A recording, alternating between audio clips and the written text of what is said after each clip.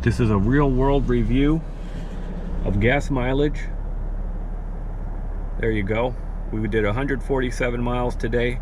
Our average was 28.7. That just went to 28.7. I've had this idling here for a minute. It was 28.8. So we did 147 miles today. The tachometer, you know, most of the time we were on cruise control, and the tachometer was at 1300 most of the time. This is for a Chevy Silverado 2021 LT crew cab 4x4 Duramax short bed.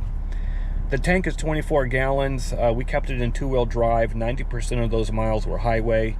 Some mild inclines, some mild declines. Cruise control at 59 most of the time. Sometimes we put it up to 60, and the RPMs stayed about 1300 to 1400.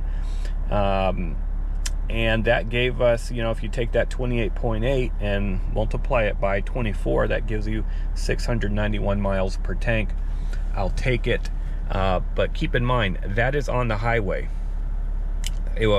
We were looking at the averages on the highway, and before we got into the city, you know, remember, only 10% of our travel was inside the city. Stoplights, stop signs, traffic. We were doing 31.9 average miles per gallon. 31.9 before we got into the city. And that's on highway with mild inclines and declines, little hills, and that's really good on the highway. But once you get into the city, those averages just tank. So, you know, if you're going to do highway driving, this is a great truck. It's really fuel efficient.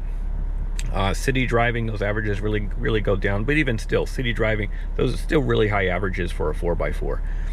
So what we're seeing is a little bit different than what the manual says on Chevy's side as far as gas mileage goes. We're getting a little better gas mileage, and we expect that to go up as we break the engine in a little more. We only have 463 miles on this.